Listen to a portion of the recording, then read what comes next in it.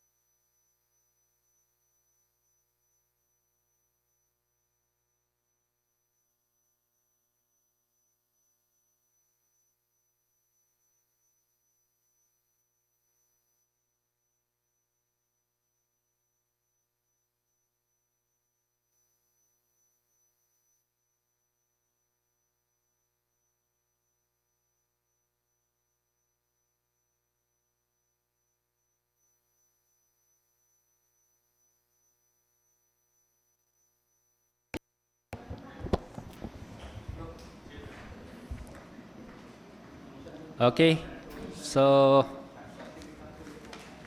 uh,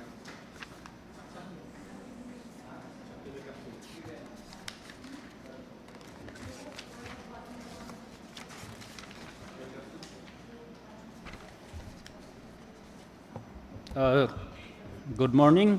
Today, May 14, we have a bid opening for civil works or the infra.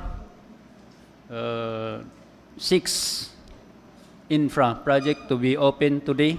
So we have here the members of the BAC, the TWG, the secretariat, from the procurement unit, also with our prospective bidders who are present here, and likewise those prospective bidders who are following us on our live streaming on our YouTube channel, DPWH Lower Kalinga District Engineering Office, and also our IT who are in charge in our live streaming for today, procurement activities.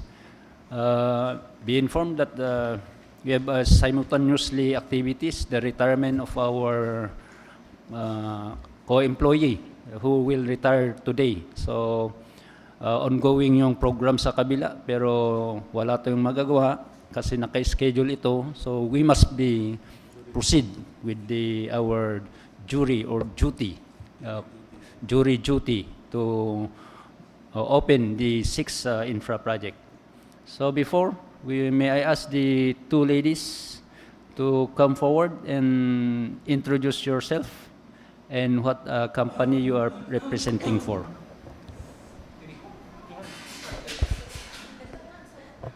Good morning, everyone. Erolyn Mukay Sawadan from ATM Construction.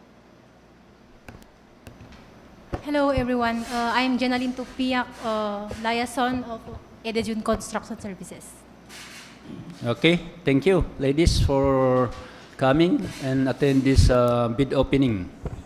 So let's proceed.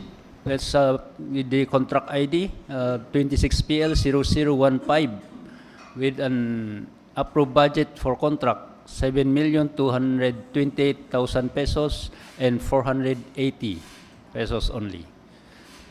The organizational outcome 1, ensure safe and reliable national road system, asset preservation program, the rehabilitation, reconstruction of roads with slips, slope collapse and landslide, tertiary roads, Bulanao Parasilis Road at KO 504 plus 868 to KO 544 plus 883 and KO 510 plus 535 to KO 510 plus 565 and KO 510 plus 606 to KO 510 plus 641. So we have 4 section. So 3 section pala. Sorry. So we have here 2 prospective bidders. We have Edejun Construction Services and North Fine Construction. So may I ask Engineer Liwaliw to open the bid proposal submitted by the 2 prospective bidders. First, you open the Edejun Construction Services and followed by North Fine Construction. Thank you, Mr. Chairman, and good morning to each and everyone. So, we'll first open the bid proposal submitted by Edejun Construction Services for 26PL0015, which is the the organizational outcome 1, ensure safe and reliable national road system, asset preservation program, rehabilitation, reconstruction of roads with slips, slope collapse and landslide, tertiary roads, Bulanao Paracelis Road, various stations. The bid proposal was received at the Procurement Unit Office on May 14, 2026 at 8:53 a.m.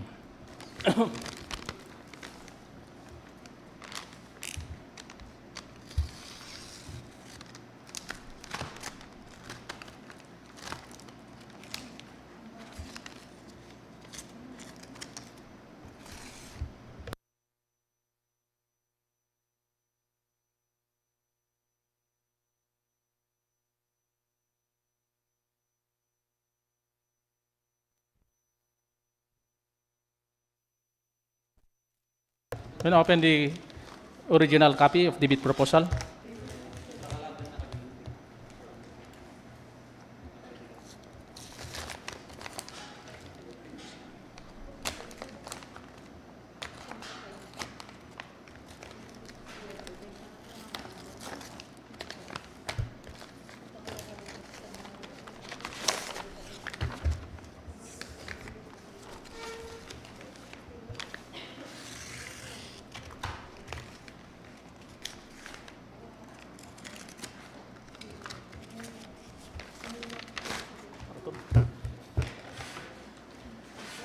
For the technical documents, tabbing and page numbering complying.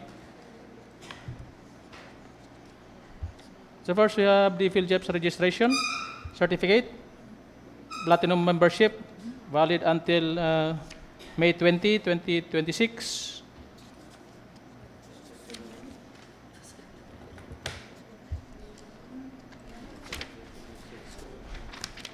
Bid security in the form of bid securing declaration, duly signed and notarized, organizational chart for the contract, with Patricio A. Tupiak Jr. as the AMO and the project manager, Abner I. Kangat as the project engineer, Felipe Wanason Jr. as the materials engineer, Joel Tupiak as the construction foreman, Jayanalin A. Tupiak as the safety officer, and Yula Moray T. Borromeo as the first aider. We have the list of contractors, list of key personnel, list of contractors, major construction and laboratory equipment,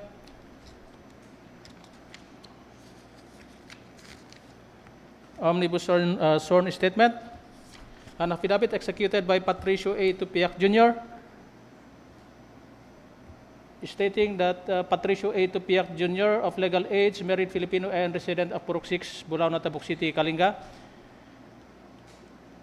is the sole proprietor or authorized representative of Edison Construction Services with office address at Layasan, Tanudan, Kalinga.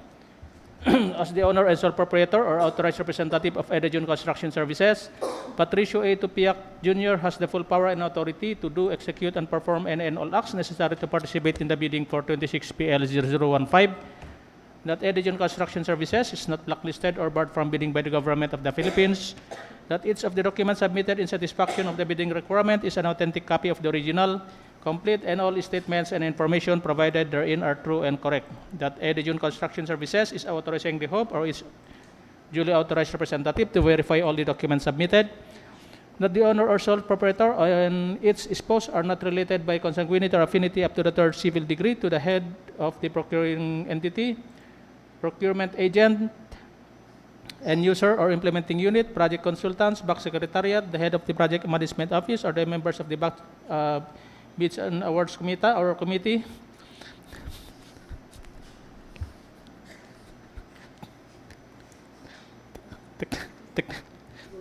technical working group, and the back secretariat, that it is understood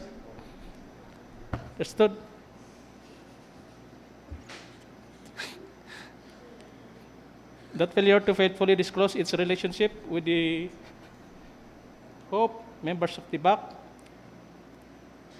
TWG, and the BAC Secretariat,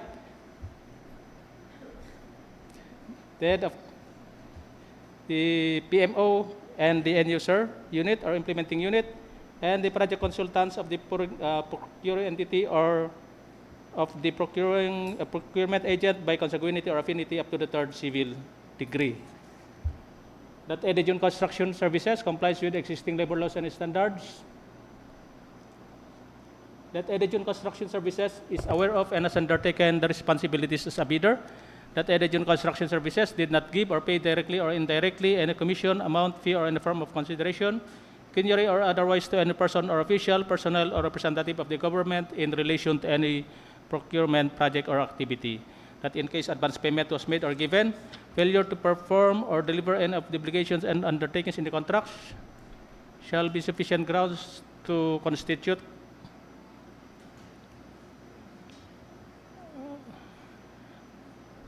deliver any of the obligations and undertakings in the contract shall be sufficient grounds to constitute criminal liability under existing laws.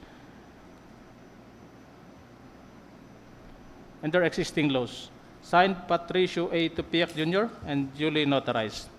Next, we have the statement of all ongoing contracts. Single largest completed contracts, projects, net financial contracting capacity,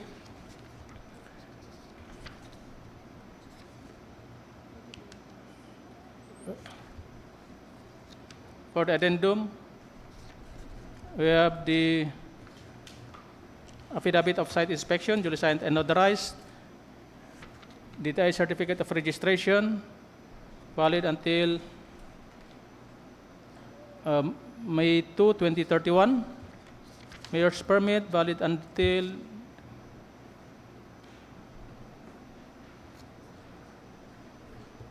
December 31, 2026. Latest income tax and income and business tax returns.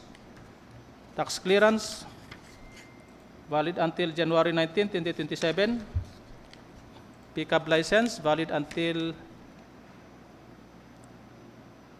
October 23, 2026. Audited financial statement, contractors materials minimum testing requirement, with a certification issued by the Chief of the Quality and Assurance Section, Engineer Paulino Banganan, issued on March 30, 2026. Integrity pledge, duly signed and notarized, duly signed with documents. S-curve with bar chart and per CPM. Manpower utilization schedule. Equipment utilization schedule. And construction methods in narrative form. So thank you, Sir Warren. Since i-subliman ni Jay ko, since the preliminary evaluation for Edijon Construction Services have passed, so let's proceed with the other prospective bidder, the North Pine Construction. So again, may I ask Engineer Warren to open the bid proposal submitted by North Pine Construction. Thank you, Mr. Chair. The bid proposal submitted by North Pine Construction for 26PL0015 was received at the Procurement Office on May 14, 2026 at 9:17 a.m.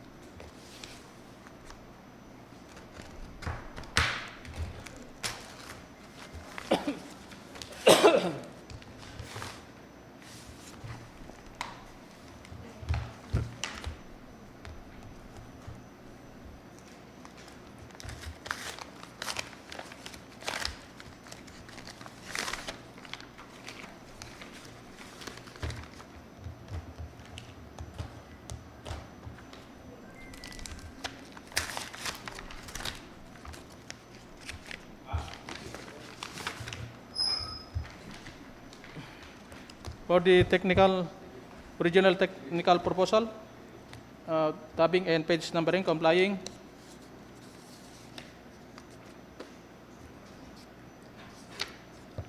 First, we have the PhilJEPS certificate of PhilJEPS registration, valid until March 1, 2027.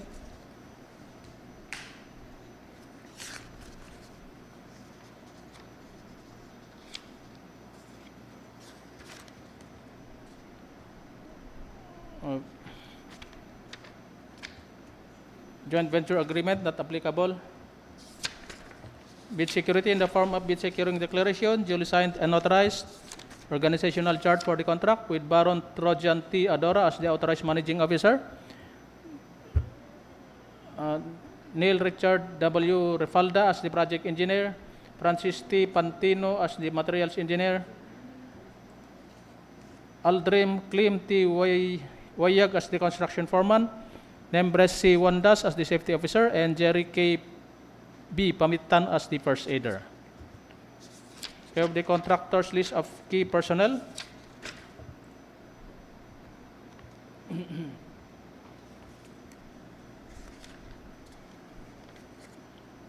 Contractors, or list of contractors, major construction and laboratory equipment.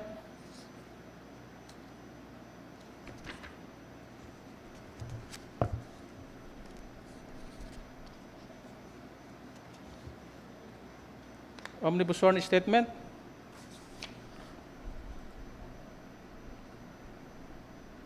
An affidavit executed by Baron Trojan T. Adora of legal age, married Filipino and residing at Bulacan, Tabuk City, Kalinga, stating that Baron Trojan T. Adora is the sole proprietor of North Pine Construction with office address at Balantoy, Balbalan, Kalinga. That as the owner and sole proprietor of North Pine Construction, Baron Trojan T. Adora has the full power and authority to do, execute, and perform any and all acts necessary to represent it in the bidding for contract ID 26PL0015. That North Pine Construction is not blacklisted or barred from bidding by the government of the Philippines or any of its agencies, offices, corporations, or local government units, foreign government, or foreign or international financing institution whose blacklisting rules have been recognized by the GPPB. That each of the documents submitted in satisfaction of the bidding requirement is an authentic copy of the original, complete, and all statements and information provided therein are true and correct. That North Pine Construction is authorizing the Hope or its duly authorized representative to verify all the documents submitted. That Baron Trojan T. Adora is not related to the Hope, members of the BAC, the Technical Working Group, the BAC Secretariat, and the head of the Project Management Office or Implementing Unit, and the project consultants by consanguinity or affinity up to the third civil degree. That North Pine Construction complies with existing labor laws and standards. That North Pine Construction is aware of and has undertaken the responsibilities as a bidder. That North Pine Construction did not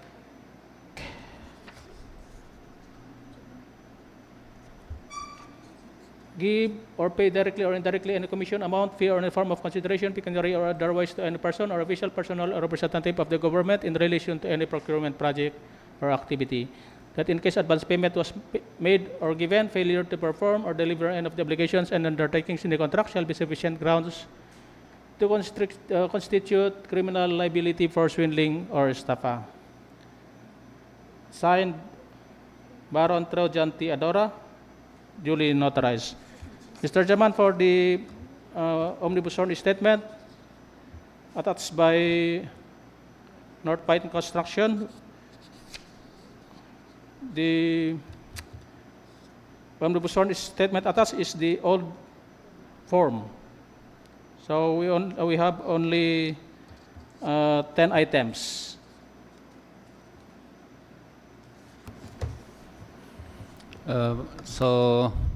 But the prospective bidder is, di ba, aware sila sa our new forms. Yeah. So no, there's no reason that why the North Pine Construction did not attach the new form. And this this omnibus statement is the one of the major documents that will be needed to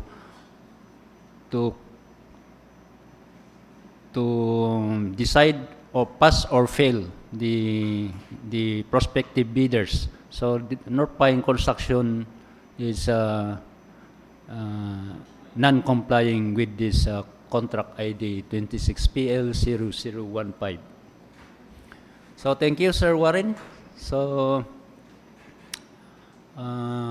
only isubliman jay ko.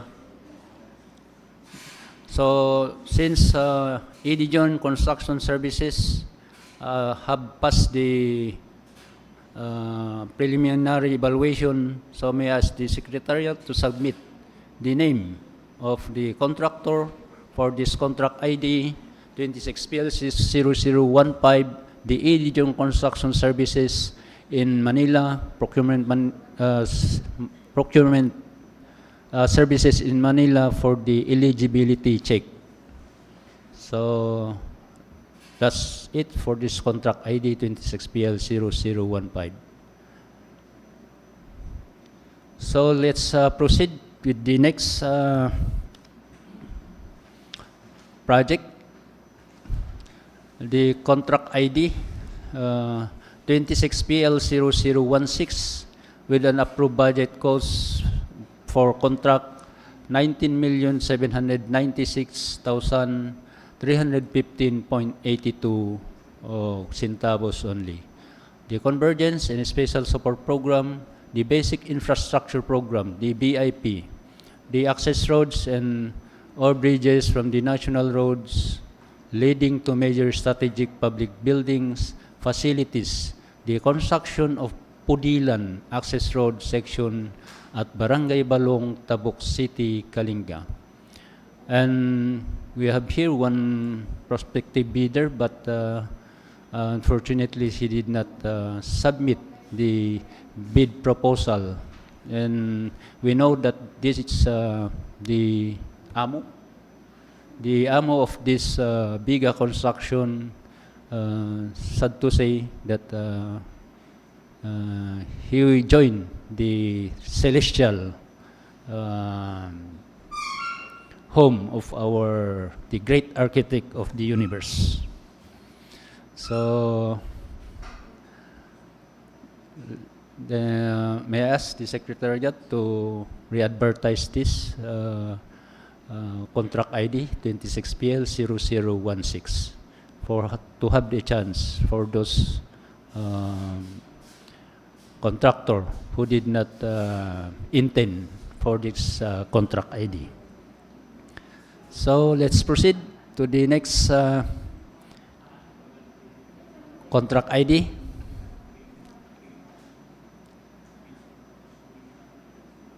So we have here the 26PL0017. The approved budget for contract is 8,046,780 pesos only. So the organizational outcome 1, ensure safe and reliable national road system, asset preservation program, the construction, upgrading, rehabilitation of drainage along national roads, secondary roads, Mountain Province boundary, Kalanan, Pinokpok, Abot Road, the Cagalwan, Kalanan section at KO 474 plus 431 to KO 474 plus 437.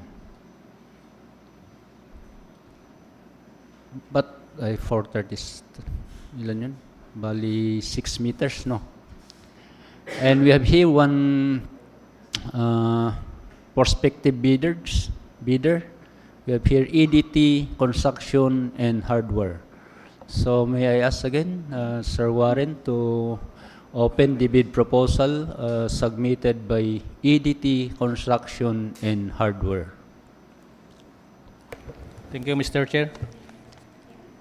I have with me the bid proposal submitted by EDT Construction and Hardware for 26PL0017, which is the organizational outcome 1, ensure safe and reliable national road system, asset preservation program, construction, upgrading, rehabilitation of drainage along national roads, secondary roads, Mountain Province boundary, Kalanan, Pinokpok, Abot Road, Cagalwan, Kalanan section, K047 plus or 474 plus 431 to K0474 plus 437, located at Tabuk City, Kalinga. The bid proposal was received at the Procurement Unit Office on May 14, 2026 at 8:15 a.m.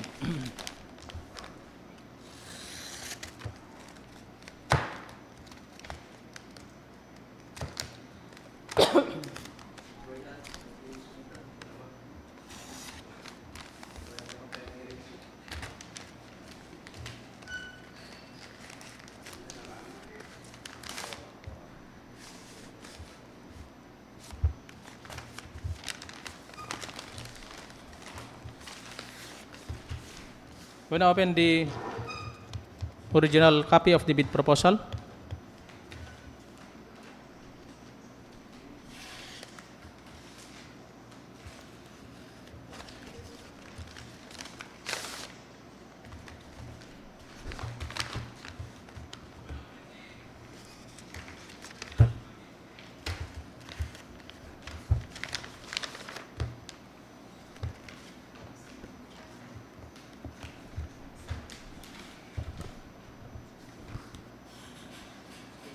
For the technical documents having complying.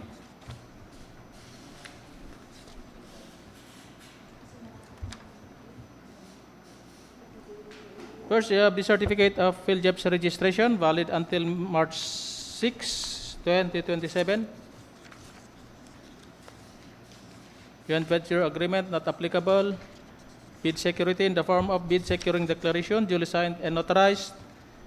Organizational chart for the contract with Elvis D. Tabanganay as the project manager, Marvin A. Lawang as the project engineer, Jomar D. Saiduen as the project foreman, Venus A. Alfonso as the materials engineer. We have the contractor's list of key personnel for the contract. Contractor's list of contractors, major construction and laboratory equipment. Omnibus sworn statement. Omnibus sworn statement is executed by Elvis D. Tabanganay of legal age, married Filipino and residing at Purok 6, Bulao Natao, Kalinga, stating that Elvis D. Tabanganay is the sole proprietor or authorized representative of EDT Construction and Hardware with office address at Purok 6, Bulao, Tabuk City, Kalinga. That as the owner and sole proprietor or authorized representative of EDT Construction and Hardware, Elvis D. Tabanganay has the full power and authority to do, execute, and perform and all acts necessary to participate in the bidding for 26 PL 0017. That EDT Construction and Hardware is not blacklisted or barred from bidding by the government of the Philippines or any of its agencies, offices, corporations, or local government units, foreign government, or foreign or international financing institution whose blacklisting rules have been recognized by the TPPB.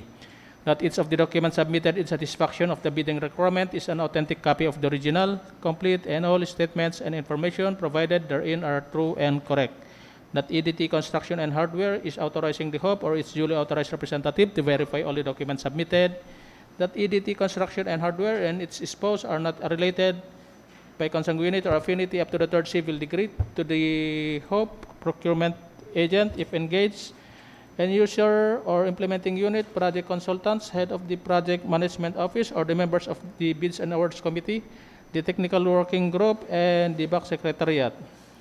That it is understood that failure to faithfully disclose its relationship with the HOP, members of the back, the TWG, and the back secretariat, the head of the PMO or the end user unit or implementing unit, and the project consultants of the procuring entity or of the procurement agent by consanguinity or affinity up to the third civil degree, as well as its submission of beneficial ownership information containing false entries shall be subject to blacklisting under Section 100 of the IRR of RA number 12009 without prejudice to criminal and civil liabilities under applicable laws, including their accessory penalties, if any.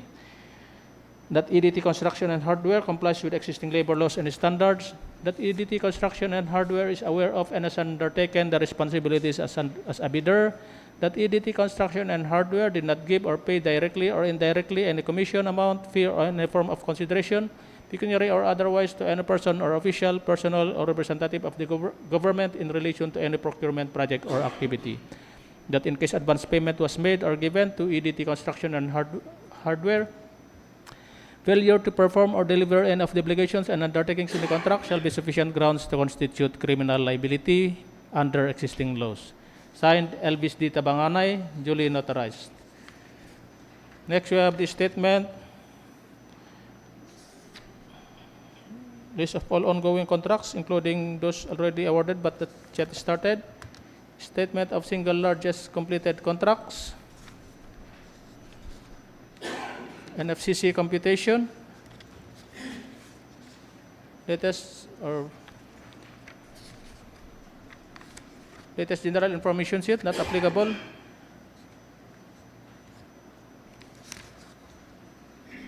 ISO certification, not available. For the addendum, affidavit of site inspection, duly signed and notarized. DTI certificate of registration, valid until October 15, 2030. Mayor's permit, valid until December 31, 2026. Latest income tax and audited financial statement. Tax clearance, valid until February 5, 2027.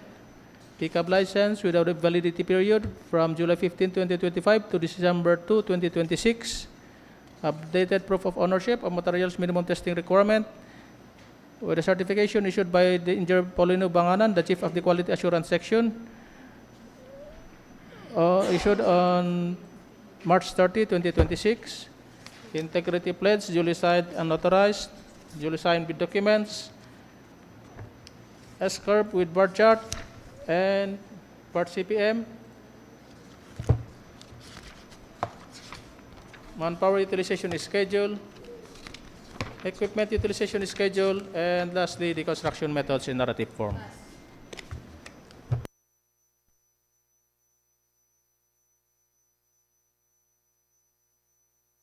Thank you, Sir Warren. So since the EDT construction and hardware have passed the preliminary evaluation, so may I ask the Secretariat to submit the documents or the name of the contractor, the EDT construction and hardware, to the procurement services in Manila for them to the eligibility check on the CWA, the civil work applications. So that's it for the contract ID 26, the PL0017. So let's proceed with the contract ID 26 PL0018, the organizational outcome 1, the ensure safe and reliable national road system, asset preservation program, the rehabilitation, reconstruction, or the upgrading of damaged paved roads, tertiary roads, Malalao National Road, the Agbanawag Malalao Bulu section, with the station KO 523 plus 288 to KO 523 plus 414. The ABC is the 2,668,540 pesos only. And we have one bidder, the ATM Construction. So may I ask again, Sir Warren, to open the bid proposal submitted by the contractor or the bidder ATM Construction.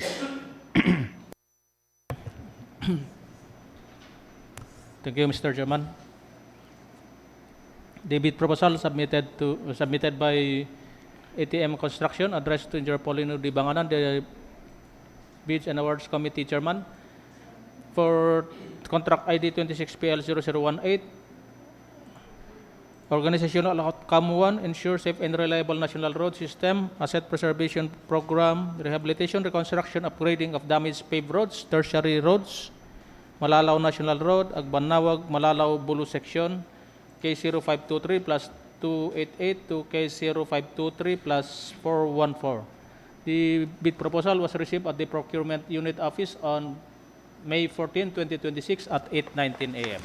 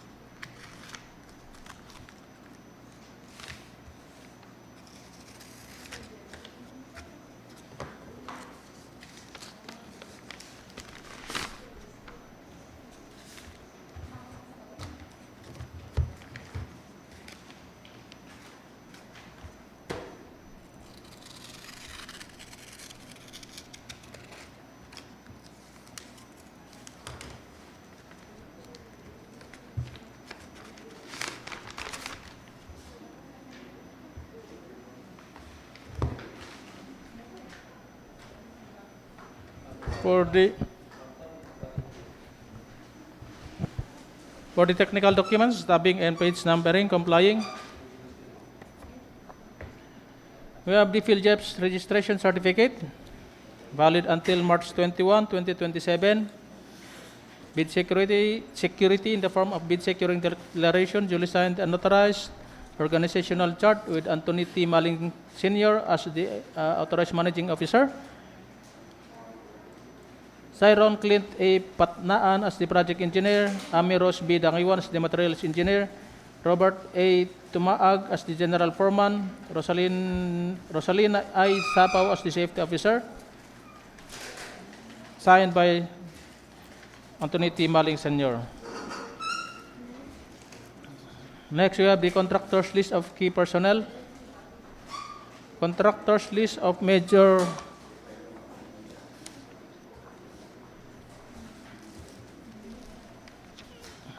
construction list of contractors, equipment, vehicles, and machineries. Omnibus sworn statement, an affidavit executed by Anthony T. Maling Sr. of legal age, married Filipino and residing at Bulutabok City, Kalinga, stating that he is the sole proprietor or authorized representative of ATM Construction with office address at Bulutabok City, Kalinga. That as the owner and sole proprietor or authorized representative of ATM Construction, Anthony T. Maling Sr. has the full power and authority to do, execute, and perform any and all acts necessary to participate in the bidding for 26 PL 0018. That as the owner and that ATM Construction is not blacklisted or barred from bidding by the government of the Philippines or any of its agencies, offices, corporations, or local government units, foreign government or foreign or international financing institution whose blacklisting rules have been recognized by the GPPB. That each of the documents submitted in satisfaction of the bidding requirement is an authentic copy of the original, complete, and all statements and information provided therein are true and correct. That ATM Construction is authorizing the HOPE or its duly authorized representative to verify all the documents submitted. That the owner or sole proprietor is not related to the HOPE, members of the BAC, TWG,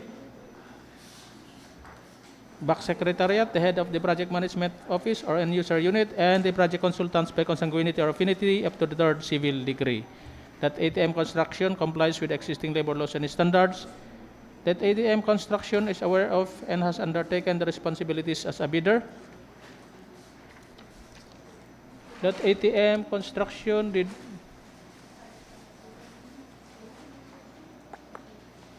not give or pay directly or indirectly any commission amount, fee, or any form of consideration, pecuniary or otherwise, to any person or official, personnel, or representative of the government in relation to any procurement project or activity.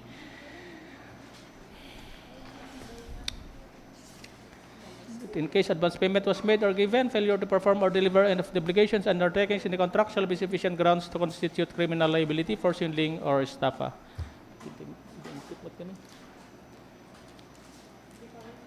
Signed, Anthony T. Maling Sr., duly notarized. Mr. Chairman, for the omnibus sworn statement attached, the contractor used the old form. So we only have 10 items.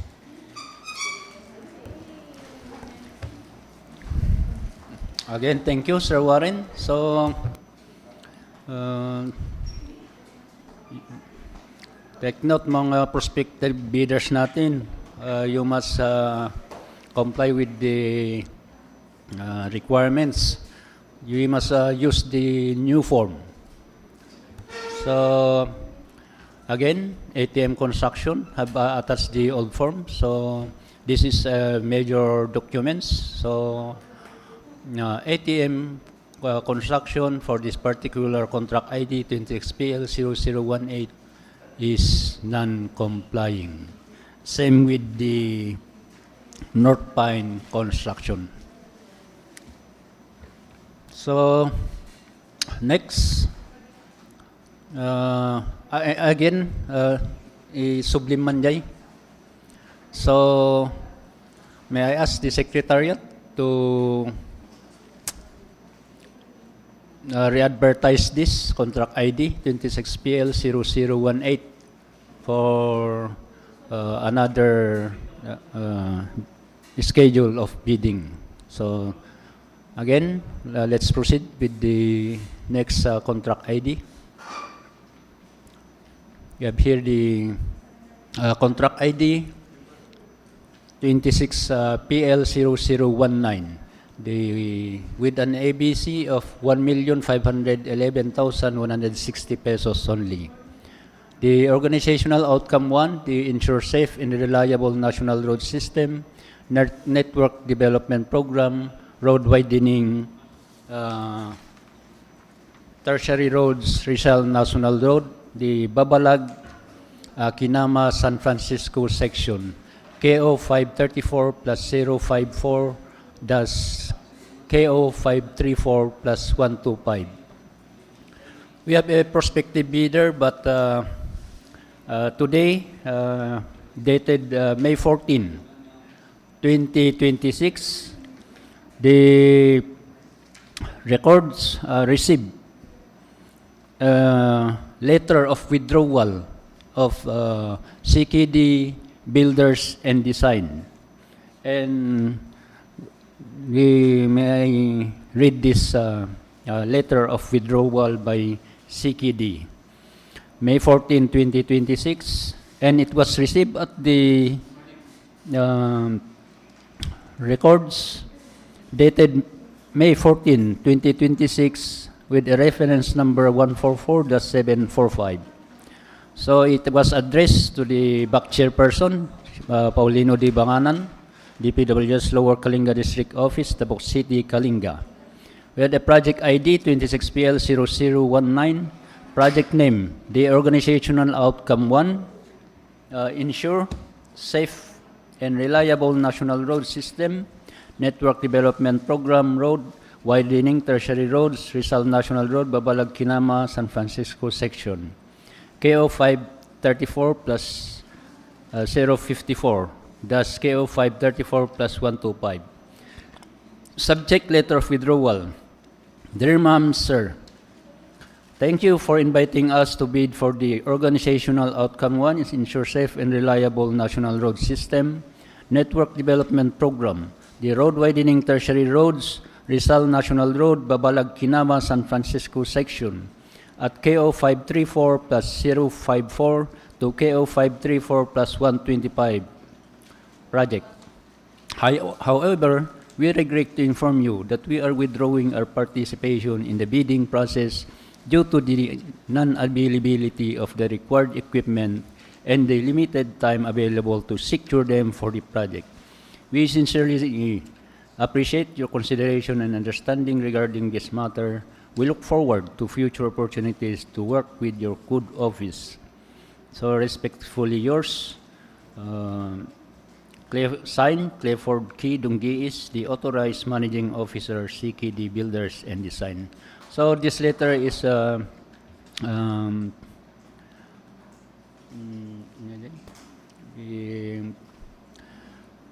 accepted since he filed before the bid opening of this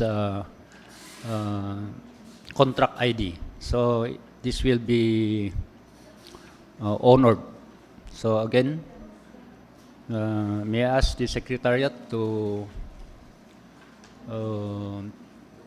re-advertise this contract ID 26PL0019 for rescheduling of the bid opening. So, mga prospective bidders natin, please take note.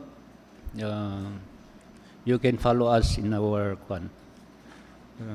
monitor us so you can participate in our bidding activities or the procurement activities. So, that's it.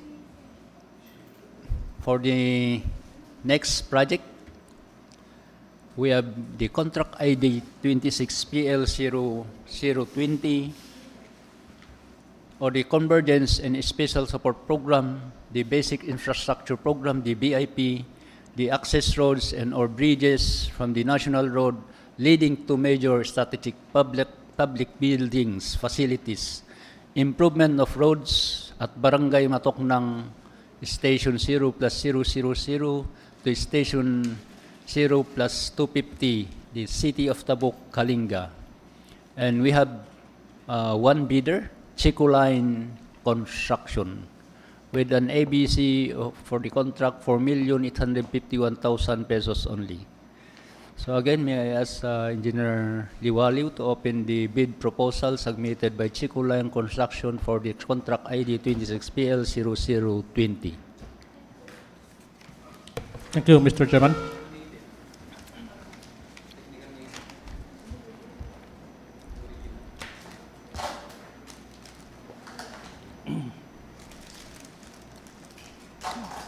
The bid proposal submitted by Chicoline Construction for 26PL0020, Convergence and Special Support Program, Basic Infrastructure Program, Access Roads and or Bridges from the National Roads, leading to major strategic public buildings, facilities, improvement of roads at Barangay Matoknang Station 0 plus 00 to Station 0 plus 250, located at Tabuk City, Kalinga, was received at the Procurement Unit Office on May 14, 2026 at 8:45 a.m.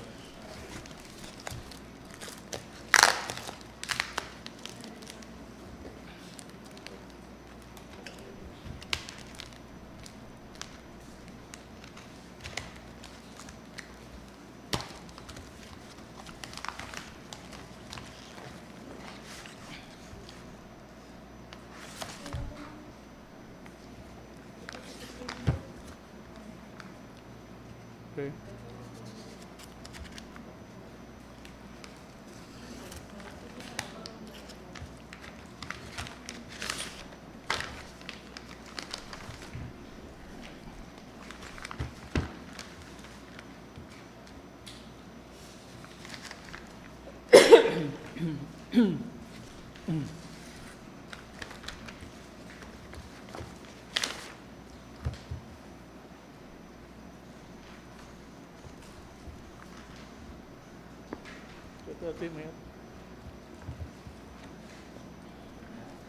For the technical documents, tabbing and page numbering complying.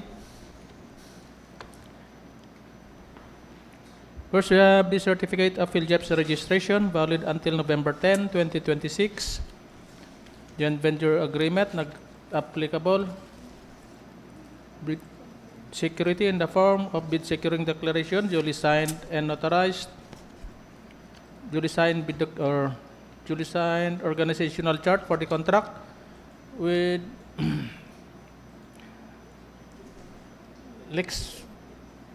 Lexvin Alpine C. Cosagon as the project manager or authorized managing officer.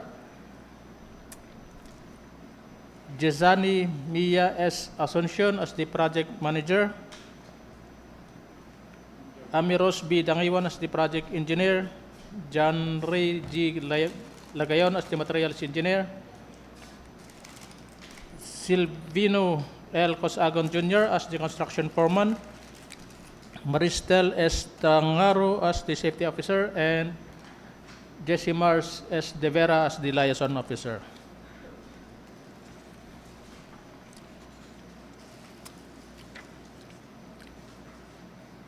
We have the list of contractors, key personnel. List of contractors, major construction and laboratory equipment. Omnibus sworn statement. Omnibus sworn statement executed by Lex Vine Alpine C. Cosagon of legal age, married Filipino with residence at Bagumbayan, Tabuk City, Kalinga, stating that she is the sole proprietor or authorized representative of Chicoline Construction with office address at Proc 5, Bulanao, Tabuk City, Kalinga. That as the owner and sole proprietor or authorized representative of Chicoline Construction, Lex Vine Alpine C. Cosagon has the full power and authority to do, execute, and perform any acts necessary to participate in the bidding for 26PL0020. That Chicoline Construction is not blacklisted or barred from bidding by the government of the Philippines or any of its agencies offices, corporations, or local government units, foreign government, or foreign or international financing institution whose blacklisting rules have been recognized by the CPPB. That each of the documents submitted in satisfaction of the bidding requirement is an authentic copy of the original, complete, and all statements and information provided therein are true and correct. That G-Line Construction is authorizing the Hub or its duly authorized representative to verify all the documents submitted.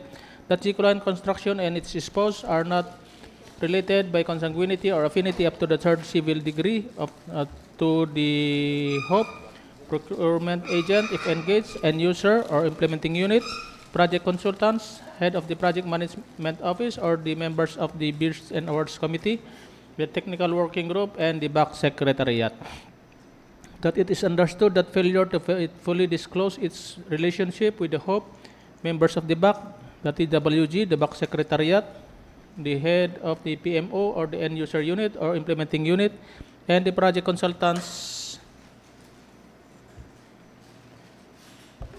of the procuring entity or of the procurement agent by consanguinity or affinity up to the third civil degree, as well as its submission of beneficial ownership information containing false entries shall be subject to blacklisting under Section 100 of the IRR of RA 12009 without prejudice to criminal and civil liabilities under applicable laws, including their accessory penalties, if any.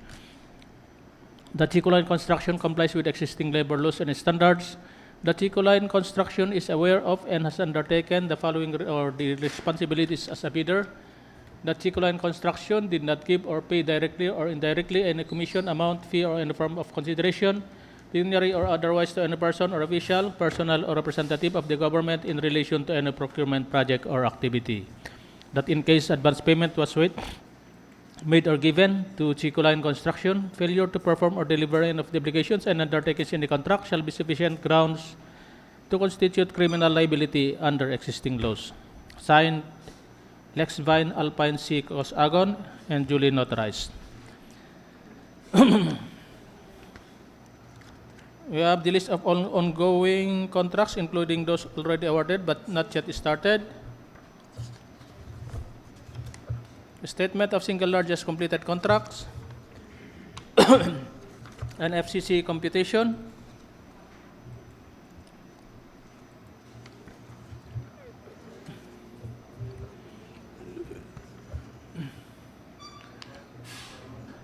Latest general information sheet. ISO certification, not available. Affidavit of site inspection, duly signed and notarized. DTI certificate of registration, valid until March 5, 2029. Mayor's permit, valid until December 31, 2026. Income and business tax returns. Tax clearance, valid until October 21, 2026. Pickup license with a validity period from July 20, 2025 to July 30, 2026. Audited financial statement. Updated proof of ownership of materials minimum testing requirement. With the certification issued by the Chief of the Quality Assurance Unit or Section, Engineer Paulino Di Banganan, issued on February 3, 2026. Integrity pledge, duly signed and notarized. Duly signed with documents. S-curve with bar chart and per CPM. Manpower utilization is scheduled. Equipment utilization is scheduled, and construction methods in narrative form.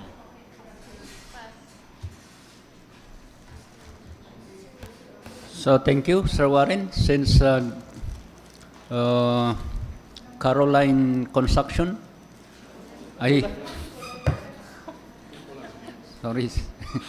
Chico Line Construction have passed the preliminary evaluation for this contract ID. So may I ask the Secretariat to submit the name Chocoline Construction at the Procurement Services in Manila for the eligibility on the CWA, the Civil Work application. So, Dapay. So, while waiting for the eligibility check, download for us from the Procurement Services in Manila, we have a break, so we can wait the eligibility from central office. So, but before, may I ask those kasi Sirek na, can we come and introduce yourself and what company? Yung mga dalawang gentlemen, come and introduce yourself before we close. Yeah.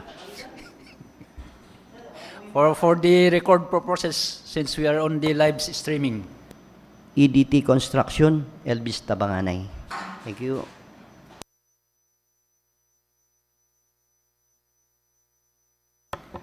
EDT Construction, Rudy Tamog, sir. Okay, that's so we have a break. So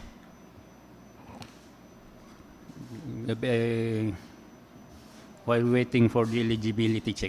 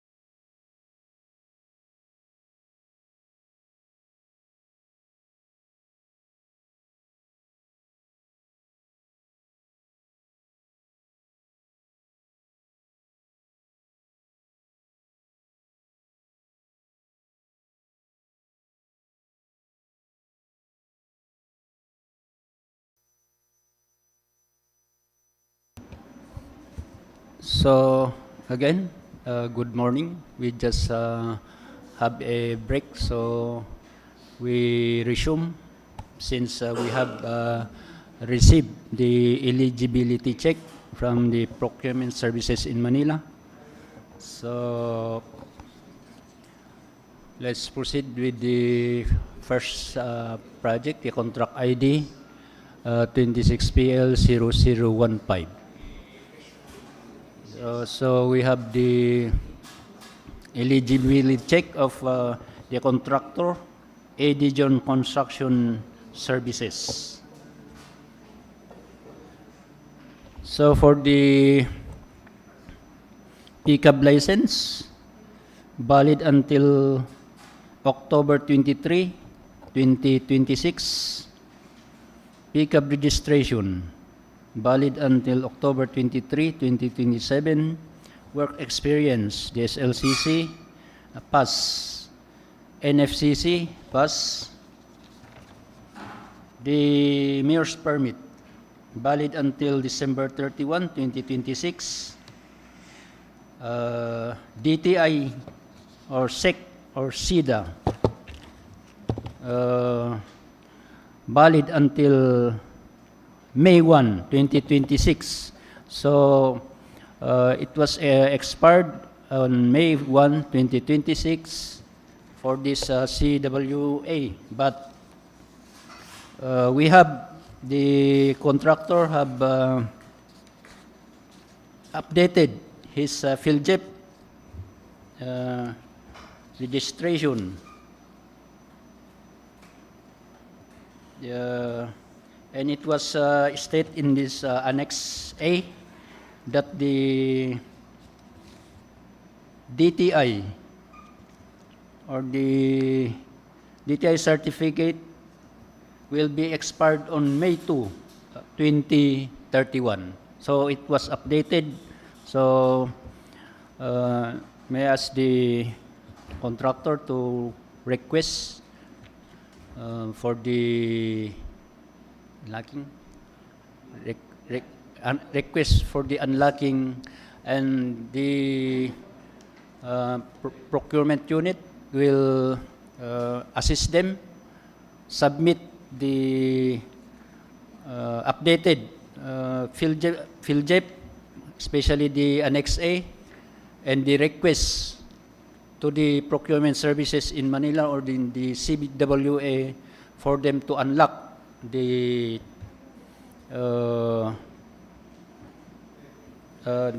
updated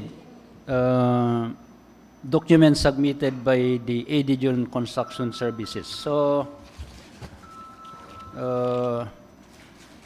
we will open the financial statement of the Edition Construction Services, but still we have to, the contractor should update the CWA in Manila, although he had updated and attached on these technical components. So for the BIR tax clearance certificate, the valid until January 19, 2027 and verified. PhilJEP registration certificate number with valid until May 20, 2026. So, pumasa. Hindi pa expired during our opening. Using the 2022 format. So, may I ask Sir Warren or Sir Jermokay? Sir Warren, to open the financial components submitted by Edition Construction Services for this contract ID 26PL0015.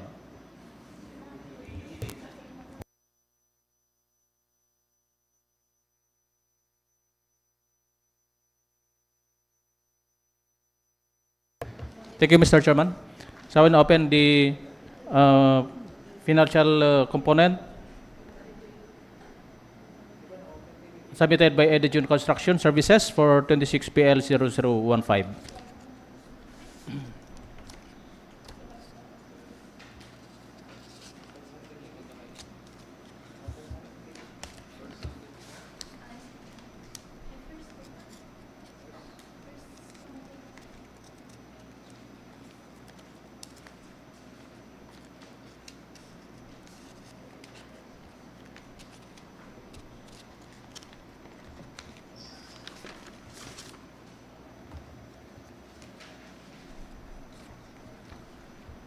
So for the financial documents submitted by Edejun Construction, first we have the duly signed bid form,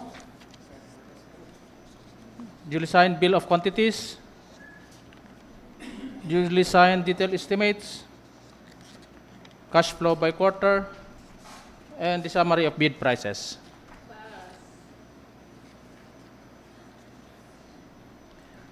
The total amount of bid offered by Edejun Construction Services for 26BL0015 is amounting to, first in words, 7,168,664 pesos and 64 centavos. 7,168,664.64 in figure. Discount offered, blank. Thank you, Sir Warren. So, again, may I ask the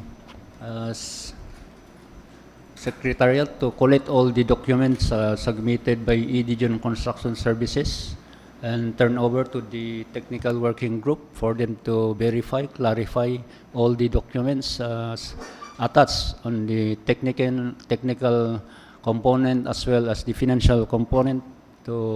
And if all the documents are true and correct, then they will come out with a resolution, and the BAC will have a recommendation to the HOPE for the approval or the awarding of the contract.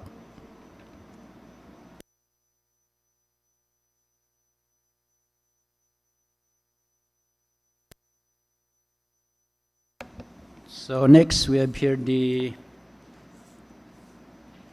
we receive again the eligibility check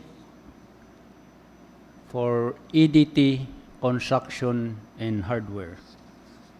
We have here the pickup license valid until December 2, 2026. Pickup registration valid until September 8, 2028. Work experience, DSLCC, pass. NFCC, pass. The mayor's permit, valid until December 31, 2026. DTI, valid until October 15, 2030. BIR tax clearance certificate, valid until February 5, 2027 and verified. PhilJEP registration, valid until March 6, 2027 using the 2022 format. So, EDT, construction and hardware is eligible. So may I ask Sir Warren again to open the financial components submitted by EDT, construction and hardware. Thank you, Mr. Chair.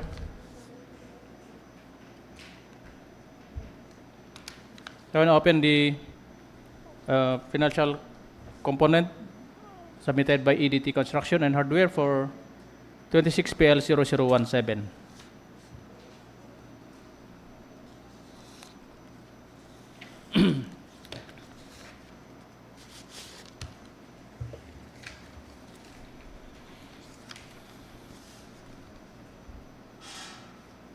So we have the duly signed bid form, duly signed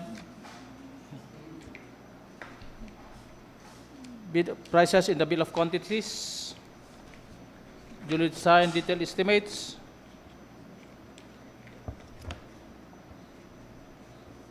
cash flow by quarter, and the summary of bid prices.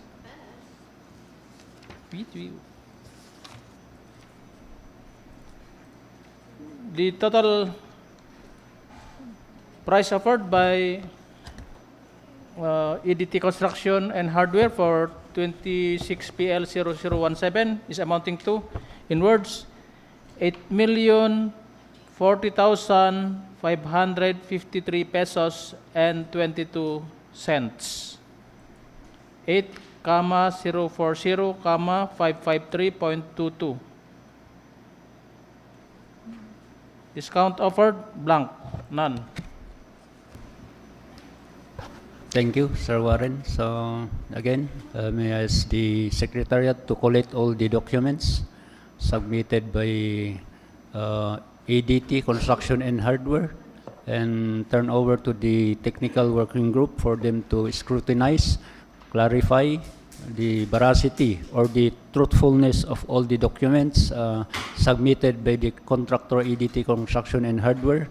And if all the documents are true and correct, they will come out with a resolution, and the BAC will have a recommendation to the HOPE, the approval and the awarding of contract.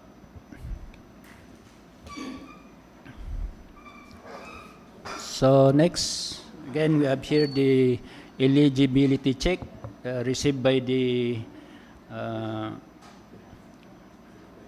by us, download by the Procurement Services in Manila, the CBWA. The Checo Line Construction. For the pickup license, valid until July 30, 2026. Pickup registration, valid until July 30, 2028. Work experience, SLCC, pass. NFCC, pass. The Mayor's permit, valid until December 31, 2026. DTI, March 5, valid until March 5, 2029. BIR tax clearance certificate, valid until October 21, 2026. Verified. PhilJEP registration, valid until November 10, 2026. Using the 2022 format. So, Checo Line Construction is eligible. So, may I ask Sir Warren again to open the financial components submitted by Checo Line Construction for this contract ID 26PL0020.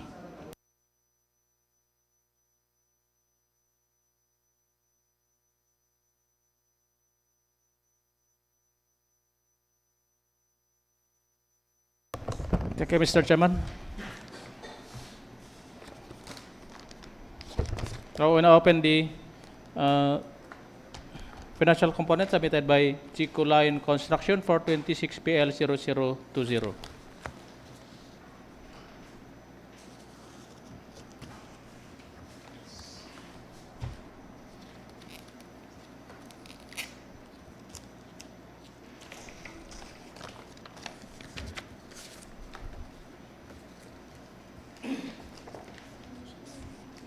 So for the financial documents, first we have the duly signed bid form, duly signed bill of quantities, duly signed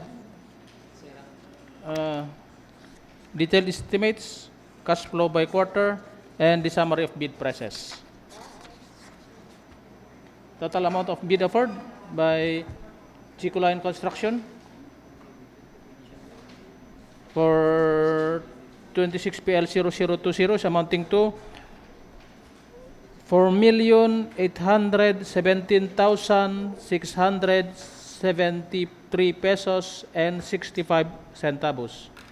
4,817,673.65. Discount offered? Not applicable.